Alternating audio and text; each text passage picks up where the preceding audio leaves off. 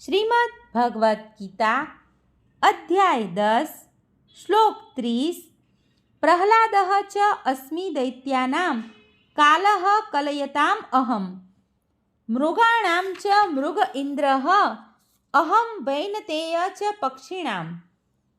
અનુવાદ: દૈત્ય અસુરોમાં હું ભક્તરાજ પ્રહલાદ છું.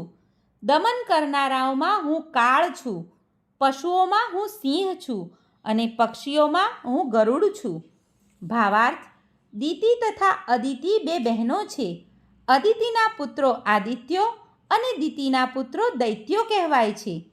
સર્વ આદિત્યો ભગવાનના ભક્તો છે અને બધા દૈત્યો નાસ્તિક છે. પ્રહલાદનો જન્મ જોકે દૈત્ય કુળમાં થયો હતો, છતાં તેઓ બાલ્યાવસ્થાથી જ મહાન ભક્ત હતા. તેમની ભક્તિ તથા દૈવી સ્વભાવને કારણે તેમને કૃષ્ણના પ્રતિનિધિ ગણવામાં આવે છે. દમનના અનેક નિયમો છે, પરંતુ કાળ આ ભૌતિક બ્રહ્માંડમાંની દરેકે દરેક વસ્તુનો ક્ષય કરે છે અને તેથી તે કૃષ્ણનું પ્રતિનિધિત્વ કરે છે.